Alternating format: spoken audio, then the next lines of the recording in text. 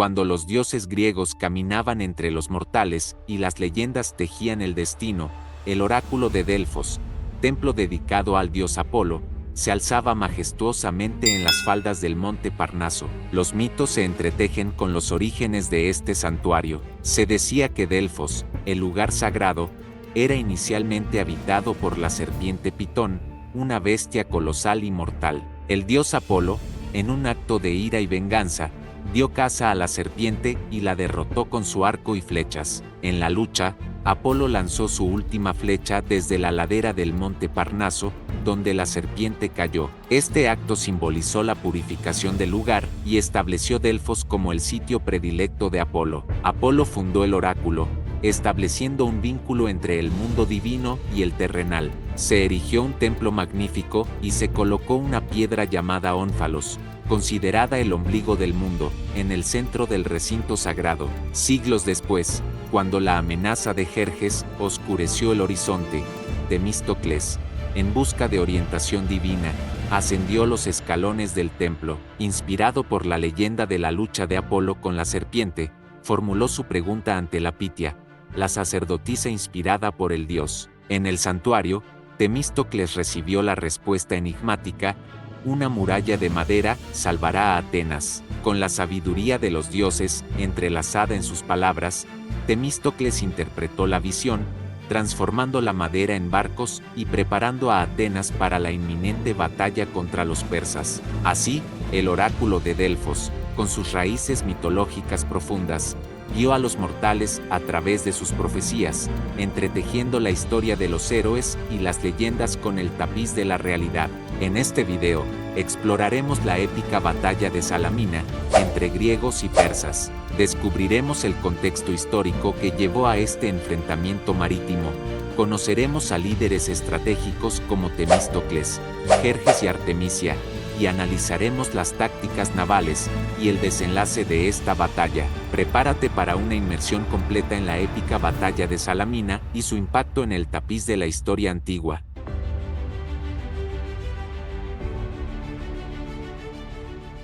Atenas bullía de actividad frenética. Tras la derrota de las tropas espartanas, lideradas por el rey Leónidas en la épica batalla de las Termópilas, el ejército persa se aproximaba a una de las polis más destacadas de Grecia. Los atenienses se encontraban en una encrucijada, debatiéndose entre resistir en la ciudad, con la certeza práctica de una aniquilación segura, o huir en busca de refugio en el istmo de Corinto, tal como aconsejaban sus aliados espartanos. Ante este desolador panorama, los líderes helenos buscaron la sabiduría del oráculo de Delfos. La respuesta fue enigmática: Salamina llevará la muerte a los hijos de muchas madres, pero los griegos serán salvados por una muralla de madera. Intentando descifrar esta profecía, Temístocles, político y estratega militar ateniense, argumentó que se refería a la flota griega, una muralla flotante de madera ante la cual se estrellaría la invasión persa. A pesar de la reticencia espartana,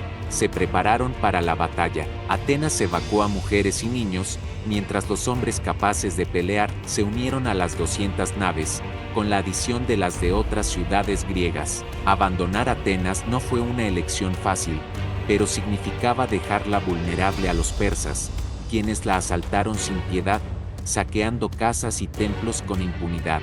Solo unos pocos atenienses interpretaron la profecía de manera literal, refugiándose en la Acrópolis y erigiendo una muralla de madera a su alrededor. Orgullosos, se quedaron en Atenas y defendieron la Acrópolis con valentía, aunque no pudieron resistir el embate de miles de soldados asiáticos. Jerjes, consciente de la superioridad tecnológica de la infantería pesada griega, recurrió a contingentes helenos de ciudades sometidas y a mercenarios de la misma nacionalidad. Esto resultaba esencial para contrarrestar la tecnología avanzada de la infantería griega, completamente acorazada con casco, escudo, coraza de bronce, grebas y una larga lanza. Considerando además que la infantería griega empleaba la táctica de la falange, donde los soldados luchaban lado a lado, resguardados por el escudo del compañero y presentando un frente de lanzas con una longitud significativamente mayor que las de los persas. Resulta fácil imaginar el temor que experimentaron los invasores, escasamente equipados, al enfrentarse a semejante formación acorazada. Es importante destacar que Jerjes no tenía inicialmente la intención de invadir y devastar toda Grecia, salvo Esparta y posiblemente Atenas. Su objetivo principal era lograr que se reconociera su autoridad. Por ello, las ciudades que se sometieron a su autoridad, ofreciendo tierra y agua, fueron respetadas. Sin embargo, se les exigía una contribución al mantenimiento del ejército y el suministro de contingentes de guerreros para aumentar su capacidad militar. La flota ateniense, bajo el liderazgo de Temístocles, buscó refugio en la isla de Salamina, frente al puerto ateniense del Pireo. La elección del lugar para la batalla también generó controversia. Los espartanos preferían luchar cerca del istmo, permitiéndoles refugiarse en suelo griego en caso de derrota y continuar la lucha en tierra. En contraste, Temístocles sostenía que era más estratégico combatir en Salamina para evitar que la flota invasora continuara transportando suministros al ejército terrestre. Si lograban vencer a la flota persa, los invasores se verían obligados a decidir entre llevar sus suministros por tierra, enfrentando desgaste y mayores tiempos de transporte, o retirarse, permitiendo el avance griego y recuperando terreno perdido. Consciente de la controversia, Temístocles implementó un astuto plan.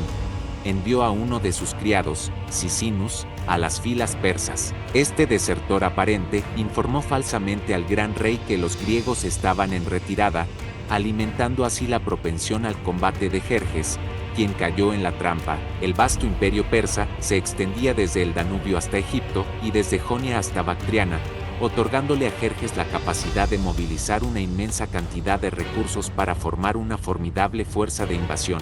Los fenicios eran marineros habilidosos. La diversidad de la flota del imperio persa generaba niveles de motivación y comunicación inferiores a los de los griegos, quienes compartían idioma y luchaban no solo por su propia supervivencia, sino también por la de sus familias y su modo de vida. A pesar de la destreza de los atenienses en combates navales, la reina Artemisia de Caria aconsejó a Jerjes no presentar batalla directa, sino confiar en su ejército para conquistar las ciudades griegas una por una hasta suprimir toda resistencia. Sin embargo, Jerjes decidió seguir el consejo de sus comandantes y ordenó a la flota persa zarpar y atacar a los griegos mientras estos se retiraban, yendo en contra de la sugerencia de Artemisia, la reina de Halicarnaso, ciudad aliada de los persas en Asia Menor. A pesar de la orden del rey, Temístocles, rápido en sus acciones, informó a las tripulaciones griegas sobre la partida de la flota persa, instándolas a permanecer a bordo de sus naves y preparadas para el combate. Al amanecer, la exhausta flota persa, que había pasado toda la noche remando para alcanzar a los griegos, emergió en los estrechos de Salamina, frente a las aproximadamente 360 naves de las ciudades griegas aliadas.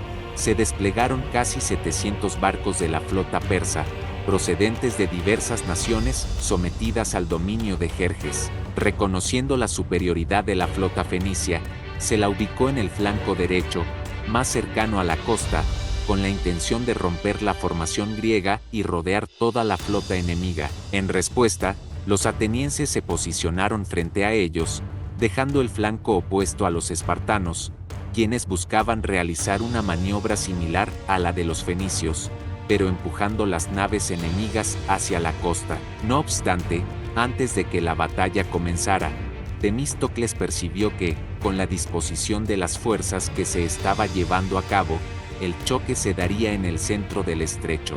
Dado que este era lo suficientemente amplio para permitir que la flota persa se desplegara completamente y abrumara numéricamente a la flota griega, ordenó una retirada estratégica hacia una sección menos ancha del estrecho, eliminando así el factor numérico de la ecuación de batalla. Los persas cayeron en la trampa y persiguieron a los griegos hasta llegar al lugar elegido por Temístocles. Al percatarse de la acumulación de fuerzas griegas, Temístocles ejecutó su plan, las pesadas trirremes griegas dieron la vuelta y embistieron las naves persas con sus espolones de bronce. Un escuadrón de naves griegas atacó el flanco persa desde Salamina, mientras el resto lo hacía de frente. Los pesados espolones de bronce abrieron brechas en los cascos de las sorprendidas trirremes asiáticas, hundiéndolas en cadena. Hoplitas fuertemente armados abordaron las naves de primera línea, exterminando a las tripulaciones con armaduras ligeras y escudos de mimbre.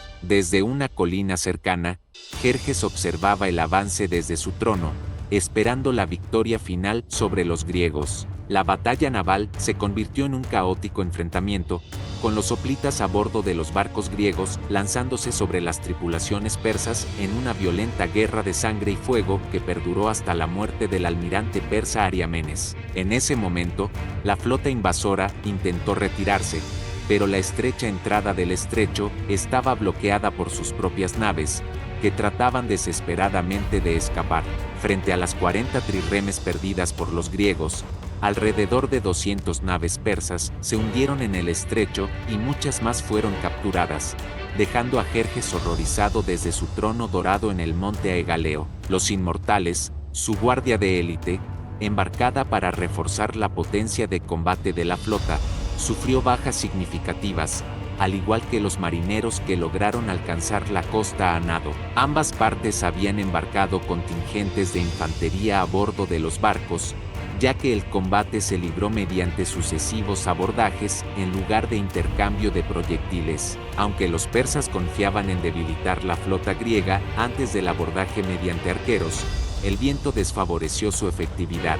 Cuando finalmente se produjeron los abordajes, las tripulaciones persas apenas eran rivales en el combate cuerpo a cuerpo contra los pesadamente armados hoplitas. A pesar de mantener una flota considerable y un poder terrestre prácticamente intacto después de Salamina, estratégicamente fue una derrota decisiva para Jerjes. Sin una adecuada cobertura naval, su avance quedó condicionado por la posibilidad de que los griegos desembarcaran tropas en su retaguardia y la necesidad de traer suministros por vía terrestre desde Asia. Los griegos demostraron nuevamente la superior calidad de sus soldados y remeros, hundiendo o capturando gran parte de la flota enemiga en horas de combate intenso. Solo unas pocas naves persas lograron escapar de la trampa y emprender la fuga, incluida la de Artemisia, quien hundió una galera propia para confundirse con los griegos y eludir la persecución. Cuando la noche puso fin a la batalla,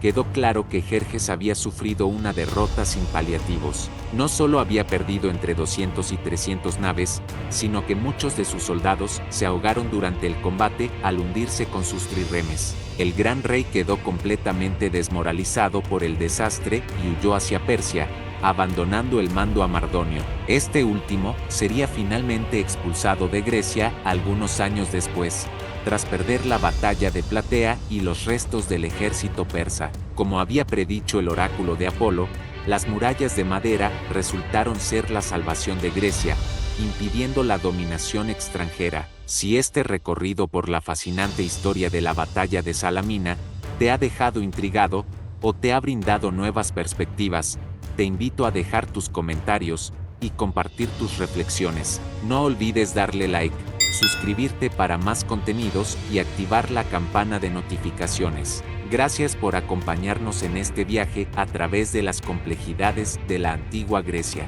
Hasta la próxima aventura histórica.